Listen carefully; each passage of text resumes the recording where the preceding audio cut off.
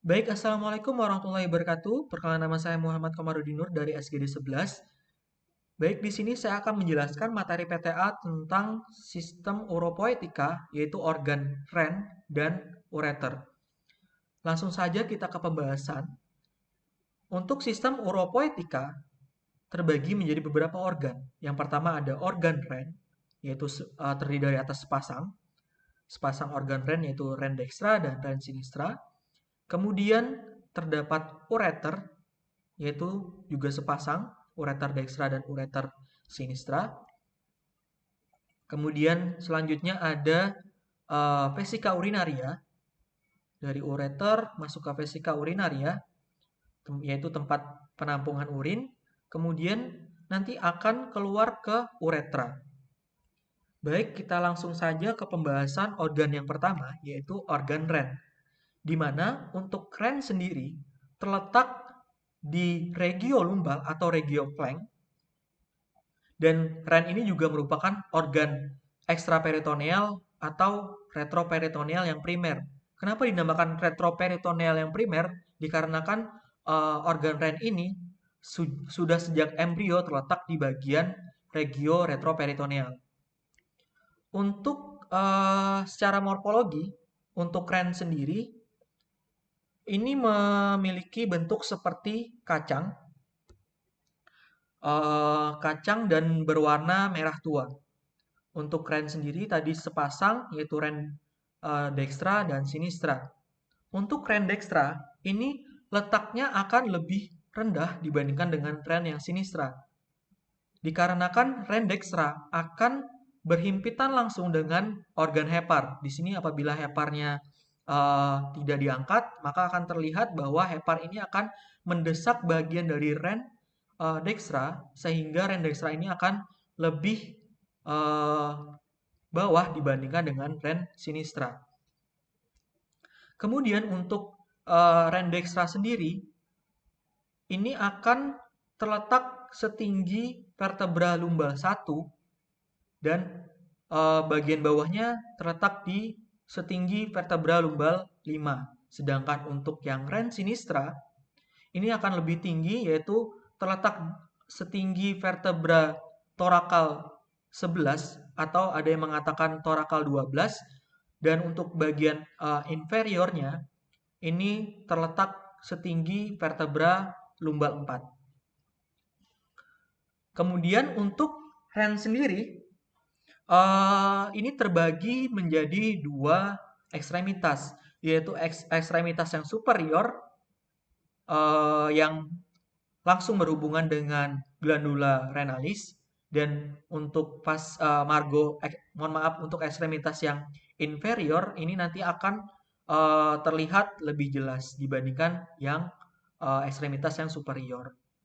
Selanjutnya untuk margo. Untuk ren sendiri terbagi menjadi dua margo, yaitu margo yang medial agak sedikit cekung atau konkav, mohon maaf.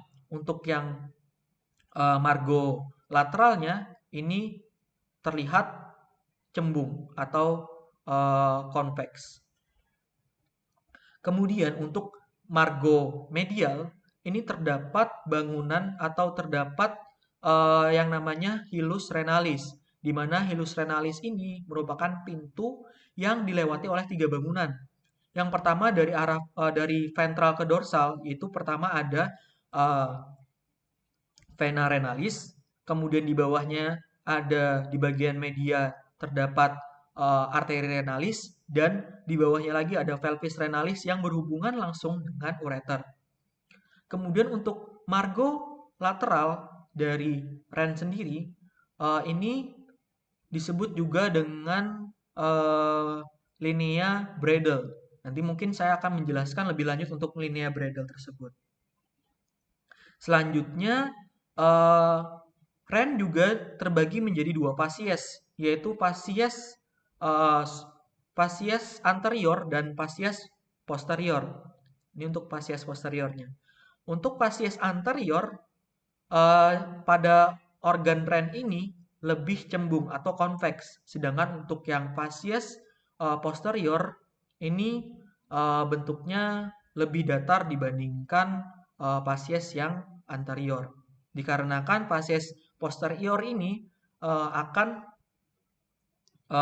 bersentuhan langsung dengan muskulus, sehingga dia lebih datar daripada fasies yang anterior. Baik, selanjutnya kita di sini membahas tentang sintopi dari organ ren itu sendiri. Pertama-tama kita lihat dari ren yang dekstra. Untuk ren dekstra, di sini bagian atasnya, bagian superiornya, di sini bersintopi atau bersintopi dengan glandula suprarenal yang dekstra. Kemudian di bawahnya kita tarik garis di bawahnya ini. Ini bagian yang bagian ren yang bersintopi dengan organ hepar atau liver. Selanjutnya di bawahnya dari sintopi organ hepar ini apabila kita tarik garis kemudian kita bagi dua, di bagian medial ini akan bersintopi langsung dengan organ duodenum pars descendens, dan untuk yang di bagian lateral ini akan bersintopi langsung dengan plexura coli yang dekstra. Selanjutnya di bagian inferior dari ren dekstra ini akan bersintopi dengan small intestine. Selanjutnya untuk yang ren sinistra. Ren sinistra di sini sama seperti ren dekstra, di bagian superiornya akan bersintopi dengan glandula suprarenal yang sinistra. Kemudian di bawahnya akan bersintopi dengan lien. Kemudian setelah dari lien kita tarik garis lagi. Di sini bersintopi dengan dua organ. Apabila kita tarik garis di tengah ini, untuk di bagian medial itu akan bersintopi dengan organ pankreas, sedangkan untuk yang bagian lateralnya akan bersintopi dengan plexura coli yang sinistra, dan di bawahnya dilanjutkan dengan kolon yang descendant. Untuk bagian inferior dari ren yang sinistra ini akan bersintopi dengan organ jejunum. Ini akan terlihat dari anterior. Sedangkan dari posteriornya kita lihat di sini untuk ren yang sinistra maupun yang dekstra sama-sama akan bersintopi dengan tiga bagian. Yang pertama untuk bagian lateralnya akan bersintopi dengan musculus transversus abdominis, mohon maaf. Untuk yang medianya akan bersintopi dengan musculus quadratus yang lumborum, dan untuk yang bagian medial ini akan bersintopi langsung dengan musculus psoas major. Baik, selanjutnya untuk jaringan ikat pembungkus ren ini terdapat 4 jaringan pembungkus ren, di mana kita bahas dari dalam keluar ya. Untuk bagian ini organ ren, kemudian organ ren ini di luar dari parenkim ren, nanti akan terdapat yang namanya kapsula fibrosa yang membungkus, yang berhadapan langsung dengan parenkim ren. Untuk kapsula fibrosa renalis ini merupakan jaringan ikat fibrosis. Kemudian setelah jaringan kapsula fibrosa renalis, di bagian luarnya ini terdapat yang namanya kapsula adiposa renalis. Untuk kapsula adiposa renalis ini merupakan jaringan ikat lemak yang meliputi kapsula renalis. Jadi kapsula adiposa ini juga meliputi bagian dari kapsula fibrosa. Kemudian setelah itu di bagian luarnya lagi dari kapsula adiposa renalis ini terdapat yang namanya fascia renalis. Untuk fascia renalis ini terbagi menjadi dua, ada yang anterior dan posterior. Untuk yang anterior juga biasa disebut dengan lamina fascia renalis lamina ventral atau fascia Told. Dan sedangkan yang posterior itu juga biasa disebut dengan fascia renalis lamina dorsal uh, atau juga disebut dengan fascia Zuckerkandel. Kemudian setelah itu dari fascia renalis anterior dan posterior ini di bagian luarnya lagi nanti akan terdapat yang namanya corpus adiposum pararenal, di mana untuk korpus adiposum pararenal atau biasa disebut dengan lemak pararen ini merupakan jaringan lemak yang terletak di luar fascia renalis. Baik, selanjutnya kita akan membahas tentang struktur ren, di mana pada struktur ren ini apabila kita lakukan pemotongan frontal pada bagian ren dan kita lihat dari tampak anterior, kita dapat melihat di sini terdapat dua bagian pada organ ren itu sendiri, yaitu di bagian korteks dan di bagian medula. Pada bagian korteks ini akan terlihat lebih pucat daripada bagian korteks, medula renalis, di mana medula renalis ini akan terlihat lebih gelap. Selanjutnya pada korteks renalis ini akan terlihat lebih lunak daripada bagian medula renalis. Kemudian pada bagian korteks renalis ini juga nanti akan lebih banyak cairan daripada di bagian medula renalis. Selanjutnya untuk bagian lanjutan dari korteks renalis ini yaitu disebut juga dengan kolumna renalis yang berada di antara medula renalis. Kemudian selanjutnya kita bahas tentang medula renalis, di mana tadi sudah saya sebutkan bahwa medula renalis ini bentuknya warnanya lebih gelap, kemudian dia lebih terlihat tidak lunak dibandingkan korteks renalis. Kemudian untuk korteks renalis tadi biasanya ditempati oleh glomerulus dan tubulus contortus proximal dan distal, sedangkan untuk yang medula renalis ini biasanya ditempati oleh tubulus collectivus dan ansa Henle. Kemudian untuk medula renalis ini terdapat basis renalis dan apex renalis, di mana untuk basis renalis ini lebih datar dan apex renalis ini lebih mengerucut. Selanjutnya di bagian apex renalis ini nanti akan berhubungan langsung dengan papilla renalis, di mana 2-3 papilla renalis ini nanti akan bergabung menjadi calyx minor. Dan 2-3 calyx minor akan bergabung menjadi calyx mayor. Dan calyx mayor ini nanti akan menuju ke pelvis renalis. 2-3 calyx mayor akan menuju ke pelvis renalis. Pelvis renalis nanti akan berlanjut ke bagian ureter. Selanjutnya untuk pada bagian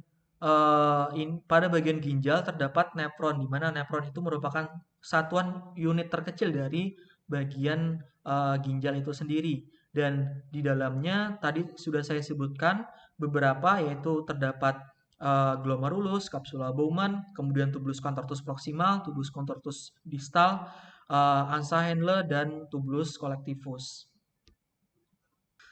Baik, selanjutnya kita akan membahas tentang vaskularisasi dari organ ren itu sendiri, di mana organ ren ini akan divaskularisasi pada awalnya terdiri dari aorta abdominalis, Dan untuk venanya divaskularisasi oleh vena cava inferior. Untuk dari aorta abdominalis nanti akan bercabang ke arteri renalis.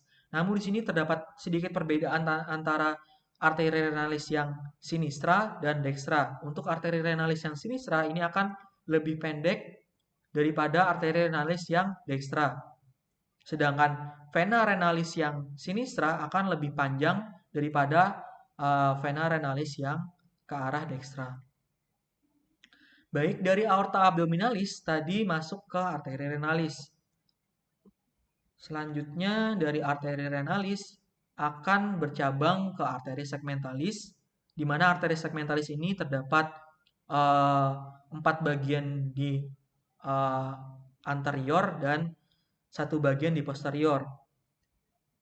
Di mana arteri segmentalis ini akan terletak di linea Bredel, di mana linea Bredel ini merupakan linea yang sering dilakukan nephrotomy.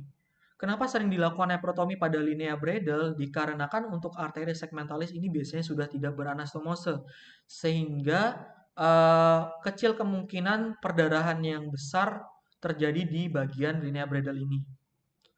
Oleh karena itu, pada bagian nephrotomy, pada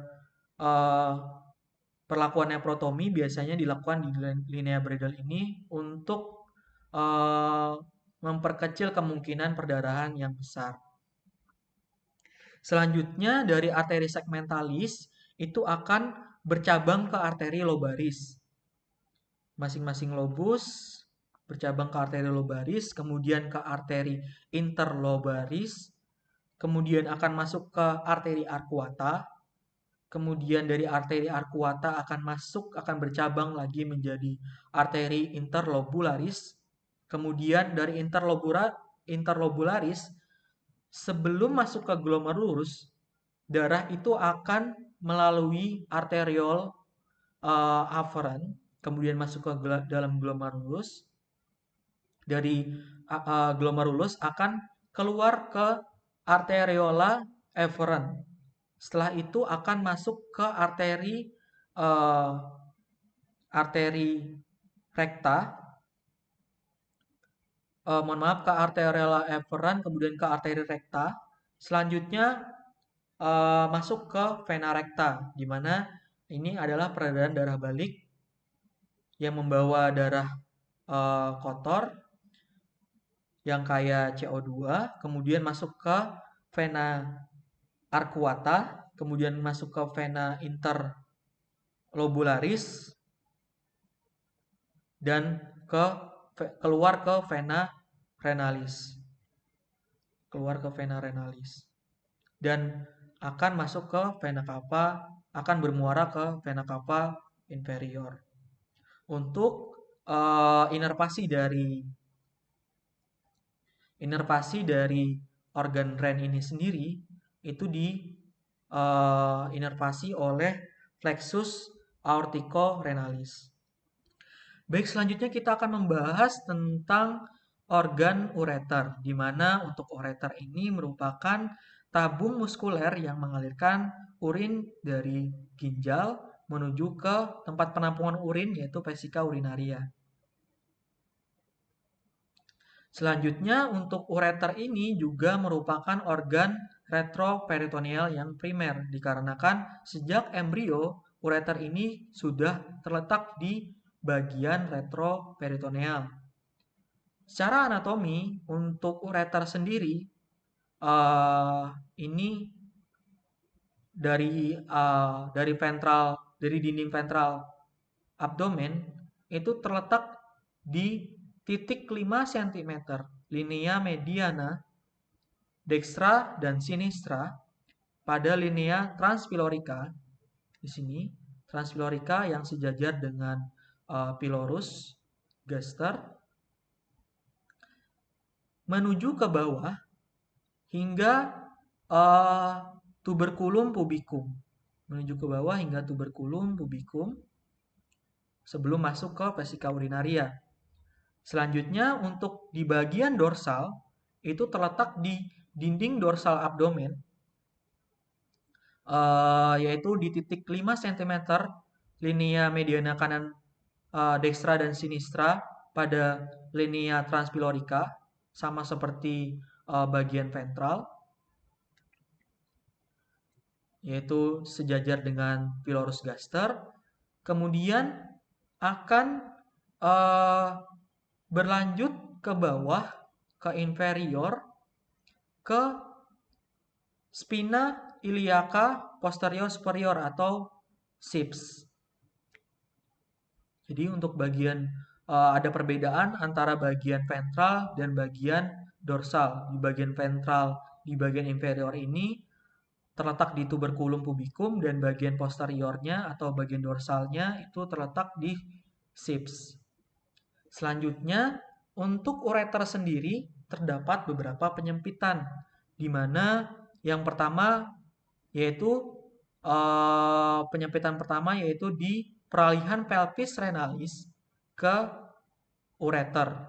Jadi sebelum menjadi dari pelvis renalis ke ureter, ini terdapat penyempitan yang pertama, baik yang dekstra maupun yang sinistra. Kemudian berlanjut untuk penyempitan yang kedua, yaitu terdapat penyempitan pada persilangan antara arteri iliaca communis atau permulaan arteri iliaca externa dengan ureter. Jadi di sini terdapat penyempitan yang kedua, dan penyempitan yang terakhir atau penyempitan yang ketiga itu terletak di dalam otot vesica urinaria. Dari ureter ini akan masuk ke vesica urinaria, dan di sini nanti akan terjadi penyempitan yang ketiga oleh otot vesica urinaria. Selanjutnya kita akan membahas tentang vaskularisasi dari organ ureter. Baik untuk vaskularisasi dari ureter sendiri, yaitu merupakan percabangan dari arteri renalis, kemudian percabangan dari arteri testicularis. Untuk yang di sini karena wanita merupakan percabangan dari arteri ovarica, untuk yang laki-laki dia percabangan dari arteri testicularis. Kemudian ada dari percabangan dari arteri hipogastrika dan percabangan dari arteri vesikalis yang inferior. Untuk inervasi dari ureter sendiri merupakan diinervasi oleh plexus aorticorenalis, dan untuk inervasi yang kedua yaitu diinervasi oleh plexus hypogastricus. Dan untuk perjalanan ureter, di sini kita lihat dari perjalanan ureter berjalan menyilang dari nervus genitofemoralis, berjalan ke bawah ke arteri dan vena testicularis atau vena dan arteri ovarica, menyilang ke bawah lewat di bawah ductus deferens untuk yang laki-laki, dan untuk yang perempuan menyilang lewat di bawah dari arteri uterina. Kemudian akan masuk menuju ke vesica urinaria. Baik, alhamdulillahirrahmanirrahim, penjelasan PTA tentang organ ren dan ureter telah saya sampaikan. Atas kurang lebihnya saya mohon maaf. Terima kasih. Wassalamualaikum warahmatullahi wabarakatuh.